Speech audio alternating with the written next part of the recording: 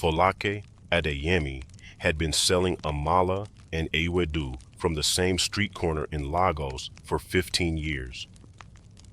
Every morning at 5 a.m., she would wake up in her one-room apartment in Mushin, light her charcoal stove, and prepare yam flour and vegetables for the workers, students, and market women who passed through Oshodi Market. Her food wasn't fancy. She didn't have a restaurant or even a proper stall, just a wooden table under a faded umbrella, a few plastic chairs, and a spirit of generosity that would change more lives than she could ever imagine. What made Folake different from other vendors wasn't the taste of her food, though people said her amala was the best in the neighborhood. It was what she did every single day without fail. At exactly noon, when the lunch rush ended and she'd served her last paying customer, Folake would pack up whatever food was left and walk 3 blocks to the bridge overpass where Lagos's homeless gathered. There, she would distribute free meals to anyone who was hungry. No questions asked, no judgment, just kindness. Before we dive deeper, let us know in the comments where you're watching from. We'd love to hear from you. And if you're new here, click on the subscribe button so you never miss any of our upcoming videos. Folake had started this routine 10 years ago after her husband Tayo died in a motorcycle accident. He'd been a commercial driver, the sole breadwinner for their family. His death left Folake with 2 young daughters, Bizi, who was 6, and Funmi, who was only 2, no savings, and debts she couldn't repay. In her darkest moment, when she didn't know how she would feed her children, a stranger had bought her a bag of rice and beans. That stranger never told her his name, just smiled and said, "Pass it forward when you can." So, Folake promised herself that when she could stand on her own feet again, she would feed others the way that stranger had fed her. It took her 3 years to build her food business. 3 years of waking before dawn, cooking until her back ached, selling until her feet swelled. 3 years of choosing between her daughter's school fees and rent. 3 years of being laughed at by neighbors who called her foolish for giving away free food when she could barely afford to feed her own children. But Folake never stopped. Every day at noon, she would pack her leftover amala, wrap it carefully in plastic bags, add some stew and vegetables, and walk to the overpass. Some days she had food for 20 people, some days only for 5, but she was always there, rain or shine, sick or healthy, every single day for 10 years. Among the homeless people who gathered at that overpass, there was one man who came every day without fail. His name was Tunda, though it took Folake 2 years to learn it because he barely spoke. Tunda was different from the others. He didn't beg aggressively or cause trouble. He would simply sit quietly in the same spot under the bridge, staring at nothing, lost in his own world. His clothes were torn and filthy. His hair was matted. His eyes were hollow, like someone who'd given up on life completely. But every day when Folake arrived with food, Tunda would look up at her with something that resembled hope. She would hand him his plate, and he would whisper 2 words, "Thank you, Mama." That was all he ever said, just those 2 words. But Folake saw something in Tundi that others didn't. She saw a broken soul who needed more than food. He needed to know someone cared. So Folake made it her mission to treat Tunde with extra kindness. She would give him the largest portions. She would bring him water and sometimes a bar of soap. On rainy days, she would bring him a plastic sheet to cover himself. She never asked him about his past or why he was on the streets. She just showed up every single day and made sure he knew he mattered to someone. Her daughters didn't understand. Bisi, now 16, would complain constantly. "Mama, we don't have money for new school shoes, but you're feeding strangers every day. Why do you do this?" Folake would sit her daughters down and explain. "My children, our father died and left us with nothing. We could have starved.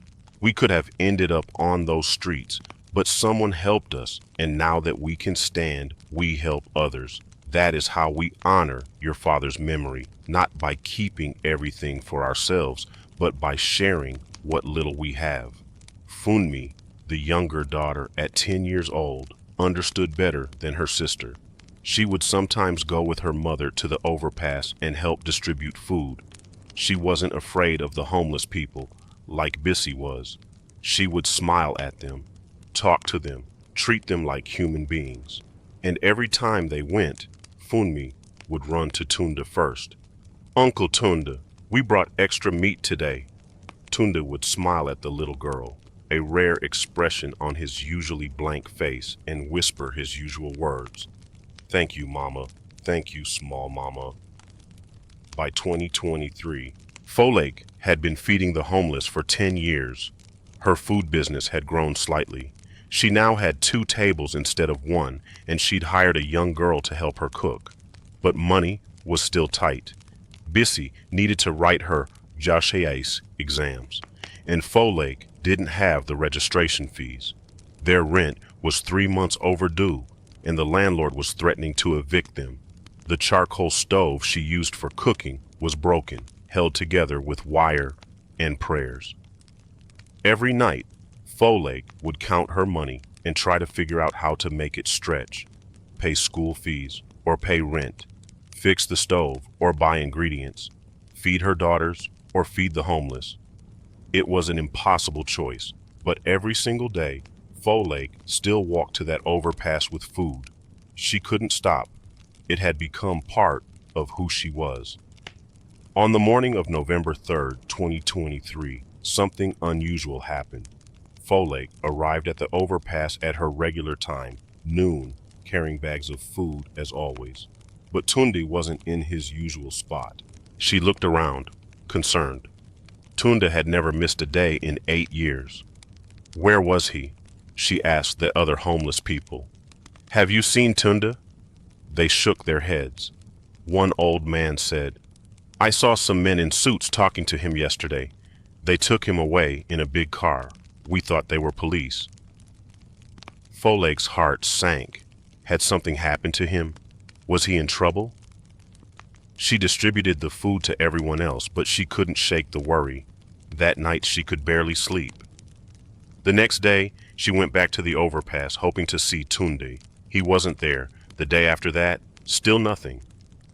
By the 4th day, Folake had convinced herself something terrible had happened. Maybe he was sick. Maybe he'd been arrested. Maybe he'd died. The thought broke her heart. For 8 years, she'd seen Tunde's face every single day. He'd become like family to her, even though they'd barely spoken. On the 5th day, November 8th, Folake was at her food stall in Oshodi Market, serving lunch to customers when a sleek black Range Rover pulled up to her table. In Lagos, expensive cars didn't stop at street food stalls. They went to fancy restaurants. So when this car parked and a driver in a crisp uniform stepped out to open the back door, everyone in the market stopped to stare. Out stepped a man in an expensive agbada, the kind that cost hundreds of thousands of naira. He was elderly, maybe 65, with gray hair and an air of authority that made people instinctively step back. Behind him came bodyguards, and behind them came another man, a clean-shaven man in a designer suit. A man whose face Folake recognized even though she'd never seen him clean or well-dressed. It was Tunda, but not the Tunda she knew. This Tunda stood straight. His eyes were clear. His hair was cut. His beard was trimmed. He looked healthy, confident, alive. Folake dropped the spoon she was holding. It clattered onto the ground. Tunda, she whispered. Tunde walked toward her with tears in his eyes. Mama Folake, he said, and his voice was strong, not the whisper she'd heard for 8 years. I came to say thank you. The elderly man in the agbada stepped forward. Madam, my name is Chief Adebayo Williams. I am the chairman of Williams Oil and Gas, And this young man, he gestured to Tunde, is my son, my only son, the son I've been searching for 12 years. Folake couldn't speak. She looked between Tunde and the billionaire, trying to understand. Chief Adebayo continued, his own voice thick with emotion. 12 years ago, my son had a mental breakdown. He was brilliant, a graduate from Oxford University, working as an investment banker in London. But he suffered from severe depression and psychosis. One day, he disappeared. We searched everywhere. I hired private detectives across Nigeria, across Africa, across the world. We spent millions looking for him, but we couldn't find him. He paused, tears now visible in his eyes. My son was living on the streets of Lagos, right under my nose, for 12 years. He couldn't remember who he was. He couldn't remember his name, his family, his past. The mental illness took everything from him. But he survived because of one thing, because every single day for 8 years, a woman brought him food, a woman who had no reason to care, who had her own struggles, who could barely feed her own children, but she never missed a day. She never looked at him with disgust. She never treated him like trash. She saw him as human. Chief Adebayo's voice broke. Madam, you saved my son's life, not just by feeding him, but by reminding him every single day that he mattered, that someone cared, that he wasn't invisible. 3 weeks ago, my son had a moment of clarity. His memories started coming back. He remembered his name. He remembered fragments of his past.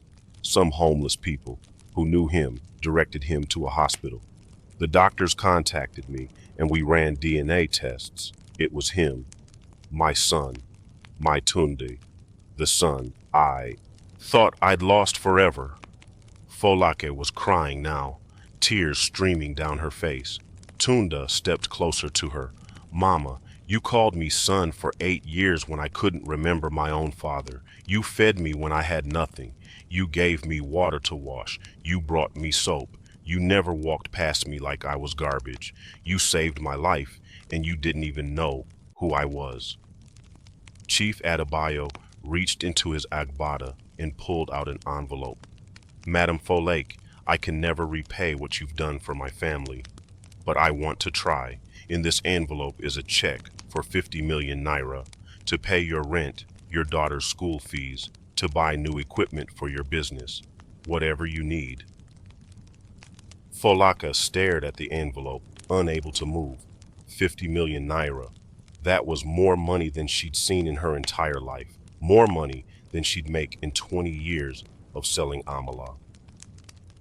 She reached out with shaking hands and took the envelope, but Chief Adebayo wasn't finished. I also want to offer you something else. I own a chain of restaurants across Lagos. I want to give you your own franchise, a real restaurant in Lekki, fully funded, fully equipped. You'll own 40% of the business. My company will handle everything else. You'll never have to cook on a charcoal stove again. You'll never have to worry about rent or school fees or where your next meal comes from. Folake couldn't believe what she was hearing. Her legs felt weak. Tunde caught her arm to steady her. Mama, please accept it. Let me take care of you the way you took care of me. Folake looked into Tunde's eyes, the eyes that had been so empty for 8 years, but were now full of life and gratitude. Tunde, she whispered, you don't owe me anything. I only did what anyone should do.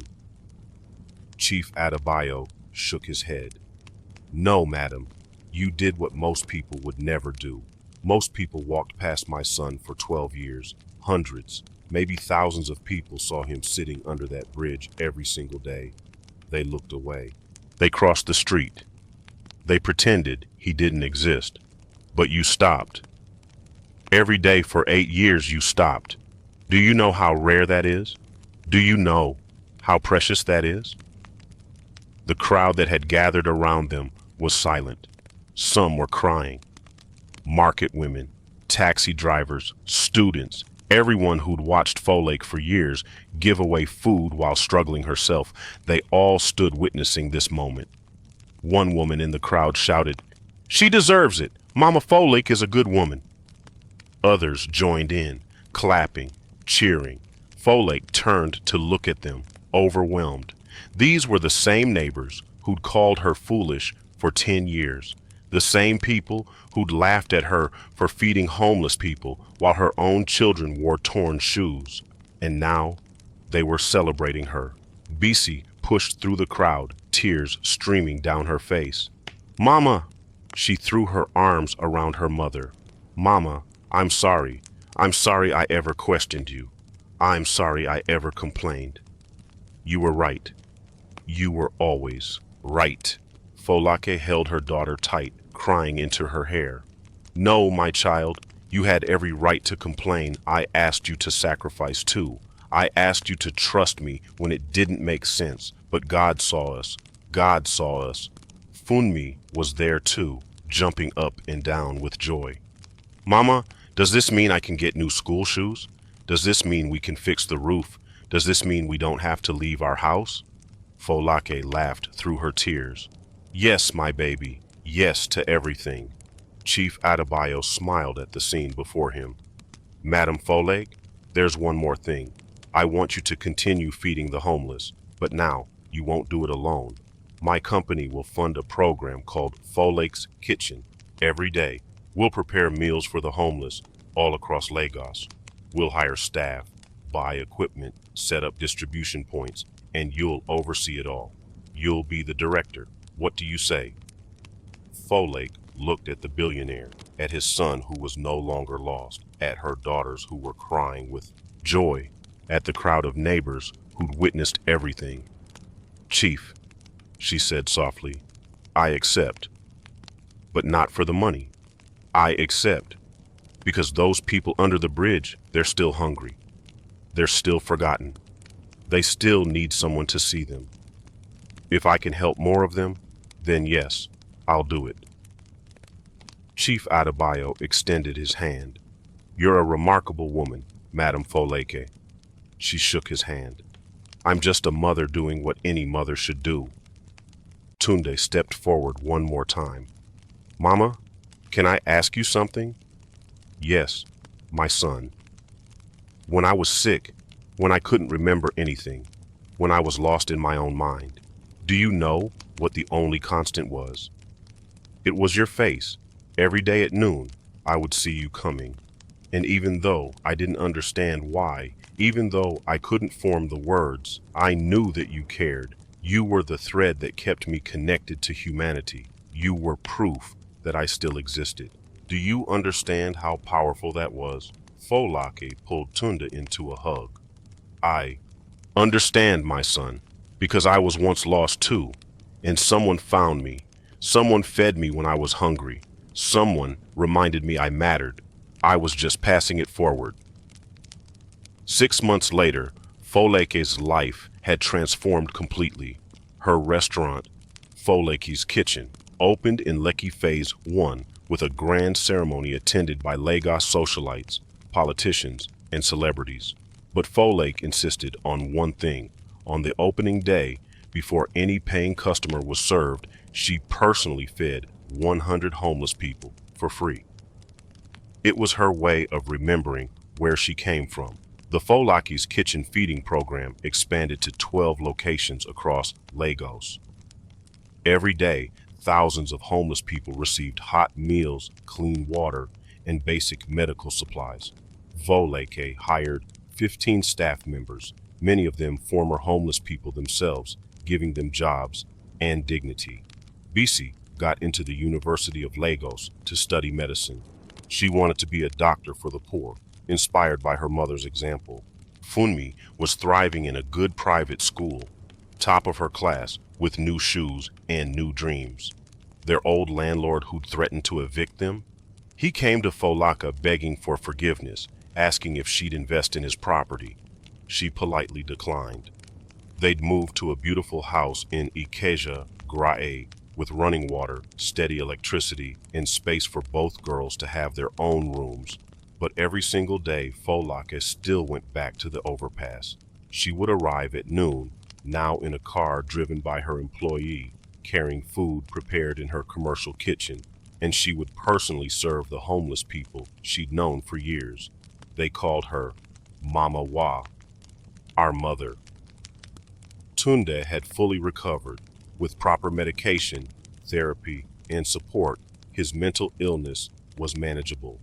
He'd return to work, not as an investment banker, but as the director of the Williams Foundation, a charity his father created in his honor. The foundation's mission was to provide mental health services to the poor and to support people experiencing homelessness. Father and son worked together, both transformed by their experience. One evening, Chief Adebayo visited Folake at her restaurant. They sat together after closing time, drinking zobo and talking. "Madam Folake," he said, "I need to tell you something. For 12 years, I searched for my son with money, with power, with connections. I hired the best detectives. I offered huge rewards. I did everything money could buy, but I couldn't find him. Do you know why?" Folake shook her head. "Because I was looking in the wrong places. I was looking in hotels and hospitals, in rehabilitation centers. I never thought to look on the streets. I never imagined my Oxford-educated son would be homeless. And even if I'd driven past that overpass 1,000 times, I wouldn't have recognized him. I wouldn't have stopped. I would have looked away like everyone else." He paused, emotion thick in his voice. "But you saw him. You didn't see a homeless man. You saw a human being. You saw someone's son, and you treated him accordingly. You did what I, with all my billions, failed to do. You loved him." Folake reached across the table and placed her hand on the old man's. "Chief, you didn't fail.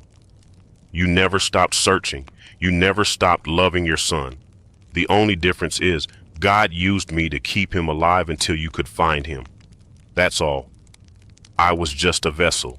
Chief Adebayo wiped tears from his eyes. "I used to wonder what the purpose of wealth was. I had more money than I could spend in 10 lifetimes, but it couldn't buy the one thing I wanted most, my son's return. Now I understand. Wealth isn't for hoarding.